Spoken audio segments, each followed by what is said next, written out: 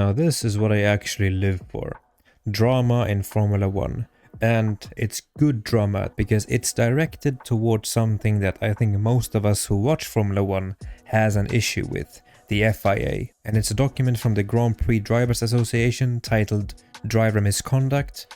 And it's basically all Formula 1 drivers banding together to talk about some issues with the FIA and how they are treated. Now I'm gonna read through this document and give my thoughts here and there, and yeah, we'll basically discuss this.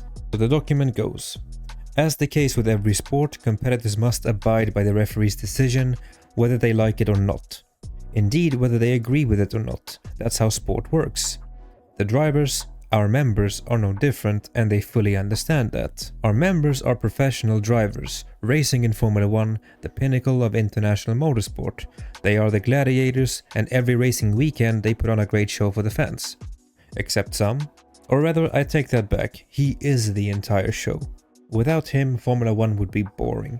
With regards to swearing, there is a difference between swearing intended to insult others and more casual swearing, such as you might use to describe bad weather or indeed an inanimate object such as a Formula 1 car or a driving situation. Now, swearing has been the issue as of late, but as the document goes on, we have had previous issues, especially with like Hamilton's jewelry and whatnot, and different penalties here and there and fines, but we will talk about that.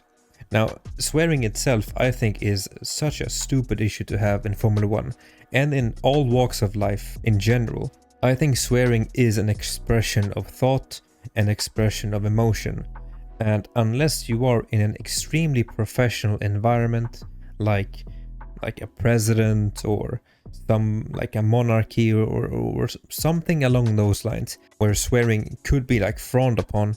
In all walks of life, in sport, in work, if you're swearing, especially at an emotion or something else, not to insult others, I think it is accepted. I don't have any idea of people who are in my age group of like 18 to 40 who has an issue with swearing. Maybe if you have a religious background and you're trying to stay true to your religion, you don't really participate in that language, but you don't really have a right to dictate what others can and cannot say. Freedom of speech is a human right, and that includes all speech, no matter if you like it or not. And with Formula 1, like, I'll take Grosjean as an example, right? Whenever you saw him crash into the barrier and basically explode in flames, I think most sane people's reaction would be like, fucking hell, what the fuck happened there? But if you're sitting there not having a reaction or having something extremely posh like, oh lord, oh goodness me, oh heavens, like, it's not the same. Swearing can put emphasis on a situation, and it's something that I use in videos of myself here, and I've had people in comments try to tell me to swear less, and most of the time they are like older people, at the very least from a generation or two older than me, and I'm in my 20s. Which is the same age as the drivers currently in Formula 1. Also, you have stuff like Netflix and their Drive to Survive series, or F1 YouTube itself, where they can include some swear words here and there to help the audience better relate to the drivers. It's something that Formula 1 itself is using in collaboration with other companies. So how is the FIA trying to regulate speech and basically conduct in a sport when they are paid to only regulate the sport, what happens in the races and in the build-up to the races with practice and qualifying and whatnot? It's insane overreach from an agency that isn't doing what it is supposed to be doing. But let's go back to the document. We urge the FIA president to also consider his own tone and language when talking to our member drivers, or indeed about them, whether in public forum or otherwise. Further, our members are adults. They don't need to be given instructions via the media about matters as trivial as the wearing of jewelry and underpants. Now this is a completely different thing in my opinion, because when it came to jewelry and underpants, it came under the banner of safety features or risk calculation. If you're in a crash and there's a fire on you and emergency personnel have to remove like the mask on you or clothing, they don't want a piercing to get stuck and prevent them from being able to remove something or add something to you. And I think most people understand that, even the drivers that are affected. The drama that came from this was the way that message was conveyed to the drivers. It almost felt like a personal attack from the FIA president himself towards Lewis Hamilton, basically telling him that he can't wear it and almost insinuating that F1 drivers wear jewelry or look a certain way or act a certain way. That's not your job. And I think that is the issue that most people had. I think even Lewis Hamilton himself would say that, yes, I understand that jewelry and piercings and earrings and whatnot can be dangerous to me, but the way you talk to me is even more important than that. The GPDA has on countless occasions expressed its view that driver monetary fines are not appropriate for our sport. For the past 3 years, we have called upon the FIA president to share the details and strategy regarding how the FIA financial fines are allocated and where the funds are spent. We've also relayed our concern about the negative image financial fines bring to the sport.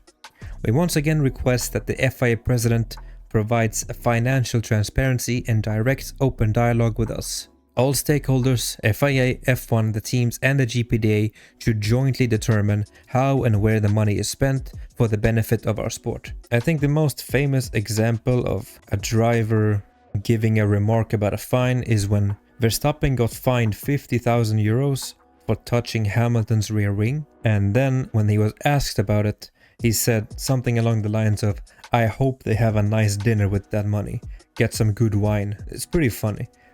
I'll say this entire document, it seems like Verstappen and Hamilton got together, expressed all of their thoughts, and the leader from this group, I think it's George Russell, basically wrote this. Because it sounds very posh, but there is an aggressive tone to it, which I like, and it honestly feels like Verstappen's tone, which is pretty funny. The GPDA wishes to collaborate in a constructive way with all the stakeholders, including the FIA president, in order to promote our great sport for the benefit of everyone who works in it, pays for it, watches it, and indeed loves it.